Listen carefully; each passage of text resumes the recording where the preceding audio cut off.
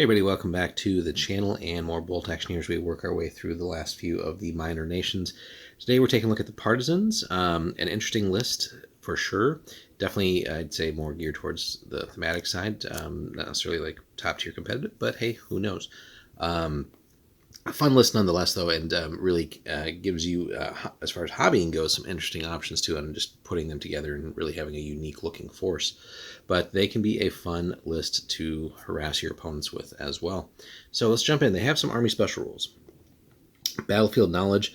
So any partisan unit that's set up on the table before turn 1 may start the game already in ambush. If you decide to do so, set one of your order dice in place next to them, as if you had ordered them to ambush, drawing the first die on turn 1. Fun stuff there. Again, makes sense. Very thematic, right? In addition, in the first turn of the game, all partisan infantry count as having fieldcraft, which would have been interesting to, just, and maybe too overpowered, but like you'd think they'd have it really for the whole game.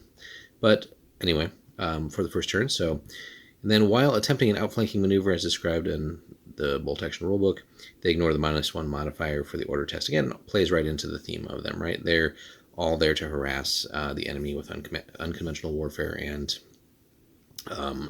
take advantage of their superior knowledge of the land. And then finally, home country. When fighting against partisans, enemy snipers, observers, and spotters cannot use their special deployment rules and must actually be deployed like the rest of the force. In addition, enemies must always come in from their own table edge when arriving from reserve, right? So partisans would be too good at ambushing and preventing from being outflanked as well. So really thematic stuff there, which, you can turn a lot of the opponent's strategies and tactics off sometimes, especially some of the other smaller nations that have similar rules. So pretty nasty stuff there. Now, their selections here. So we start with a partisan officer. Pretty typical points for the most part there. And here, really, they're just at the lieutenant level, right? Platoon commander, first or second lieutenant. And then we have inexperienced and regular, no vets for these guys. They have the 2 extra men as normal, pistol, submachine gun, or rifle, and again can be accompanied by 2 other bodyguard type guys. But again, no vets here. Also has a liaison officer, though, which is pretty hefty point cost there. 75 for regular and 90 for vets. Again, can have a couple bodyguards, same gear that you have there. And again, a little bit more expensive for their bodyguards as well. As you can see, the regular one there is more expensive than the the regular one there is more expensive than the regular here. It's just here they actually get veterans. Sorry, we're tripping ourselves up there. Now they do give you some value for those points because you are again investing light vehicle like points here really. But liaison officers count as a forward air observer, so you get that, and infiltrator as well. So a couple of very relevant special rules. Nonetheless, definitely want to keep them safe as much as possible. So their partisan squad, which again, because it's a smaller list with fewer bells and whistles as far as sheer variety of units like a major nation, so you have this theme that we've seen with most of these smaller nations now where their sort of baseline infantry unit is kind of a Swiss Army knife in that sense, as far as you have so many options, you can really make them do whatever you want. You have inexperienced through veteran here, which is interesting that you don't get a real like veteran commander necessarily.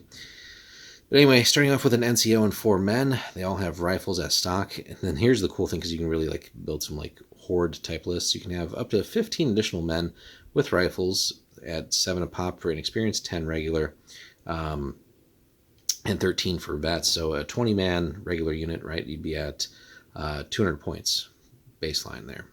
Very hefty in a game.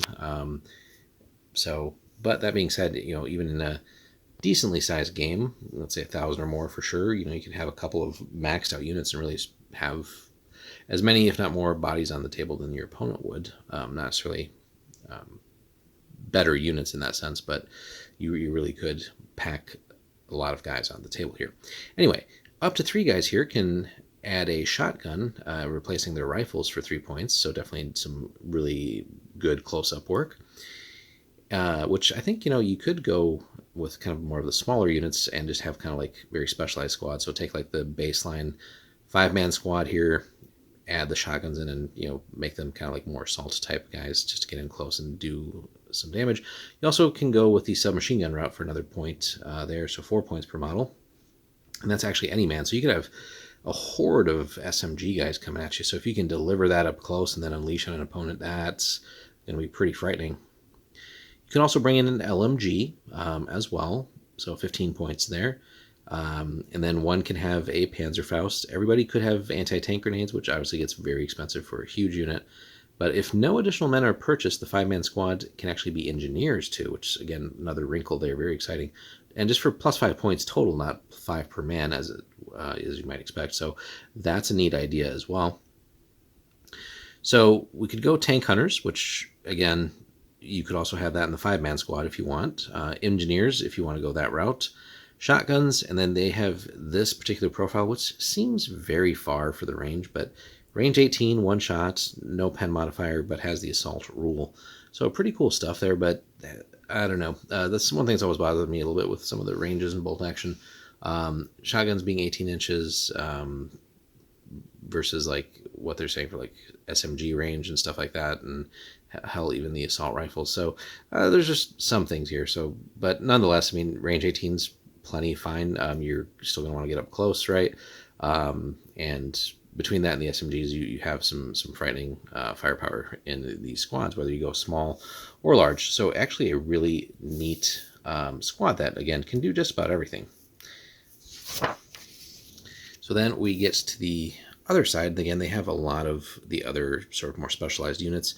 So in particular, they have the cavalry squad, or a cavalry squad access, start with 5 base. These guys are just regular. Cavalry carbines, we've seen that over and over again with the other factions that do have horses as well. So basically pistols on horseback, rifles on foot. The pistol range is being made up for by the fact that the horse moves faster, right? You can add up to 5 extra guys here at 13 points per guy. You could also swap out for SMGs, which is another interesting option. So you have this fast-moving force that will ideally make it up close to where the SMGs are relevant, whether mounted or on foot. And hell, you can even bring an LMG, which is interesting how that would work with the horses. But another interesting squad that actually could be pretty frightening if delivered correctly. They actually have access to flamethrowers and experience in regular. However, as you might expect here, so you have poor maintenance. Handled by inexperienced partisans, the flamethrower is more likely to malfunction. When rolling to determine whether the flame runs out of fuel, you suffer a -1 modifier to the roll. So fair trade-off. So still worth bringing in, I think, some situations, right? And just gotta roll with the dice, basically. They have access to machine guns as well. So again, inexperienced and regular here. You're just bog standard MMG team. Nothing more needs to be said. Everybody knows what their use and value is. They have access to snipers as well. A little more expensive than I think some of the factions out there, right? I think some are like at 50 points for the regulars, just kind of using that as the baseline. But you have access all the way through veterans for that. And again, otherwise, your standard sniper team, team weapon, sniper, and infiltrator. And again, pair that with their special rules as the faction. So you make other enemy snipers walk onto the board. So you have a lot of little advantages terrain-wise with them too. And then they do have mortar access as well. So for some indirect fire, here inexperienced through veteran again. Starting off with light mortar, we can pay to get to the medium one, where we gain 1 extra man and the fixed rule, and we can add the spotter as normal, which I think is almost mandatory given our lack of other heavier weapons and stuff like that. Having that medium is definitely going to let us do more damage. So well worth the points, I think, for the upgrade there. They do have an anti-tank team in the form of an anti-tank rifle, as you might expect, nothing too crazy. Experienced up through regular, so even regular 25 points is a pretty cheap investment. Now, interesting, we could swap that out for the Piat at 15 points, or even a bazooka, for a little bit, I'd say, later in the war. So interesting options there. And again, that's another fun look to, if we wanted to break this down at like early, mid, and late war, you could really just like theme the partisan list around what they would have available at those different stages. So, whether you swap out for the Piat or the bazooka, obviously bazooka is going to be a lot of points, but that gives you a very potent AT weapon.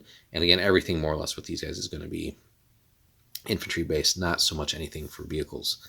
But you have a pretty damn solid infantry core with more or less all the bells and whistles as far as that goes, and even the cavalry unit's pretty interesting for these guys. They have some artillery options, so they can field a light howitzer, inexperienced and regular, 3 men and a gun shield though. So again, it's our one and only option basically. So if we want to bring it, we might as well, just to pair that with what the mortar can do for us. They have access, interestingly, to a AA gun basically, so your standard light autocannon on a rotating platform, inexperienced and regular there too. And they can even pack in a light AT gun, which you could have as something native to, depending on where your partisans are from, or something stolen from, let's say, like Germans or something like that. So it could be pretty cool. And really, they're only sort of built-in punch, aside from like the bazooka team, or getting lucky with artillery and stuff like that, or the occasional Panzerfaust. But really, your main anti-tank punch here, as far as like a dedicated major piece of weaponry. But 50 points regular, no other options to get that up to like medium or anything like that. But again, giving the opponent a lot of fits with everything else you can do, and maybe getting that into a position to get some flank shots is going to be the main tactic there, I think. Transports and tows, so common vehicles only. Note that these are not subject to the captured vehicle rule above, but let's jump into what captured vehicles do for us. A partisan force may include any vehicle with a damage value up to and including 9, so a medium tank. However, all captured vehicles must be purchased as inexperienced, and in addition, all armored vehicles have the unreliable rule to represent the lack of maintenance and crew training. So that does let us bring in something pretty special. And here it doesn't say that it has to necessarily be like an Axis vehicle. Could have been, hey, we salvaged a broken down Sherman or who knows what. And again, we can play this at different stages of the war. So you can have like some of the goofier early war vehicles up through mid-war even, and then even like some of the fancier late war things, everything up through a medium. So again, we really could bring just about anything. And again, partisans could be from anywhere. So, are these French partisans? Are these Polish or Russian or who knows what?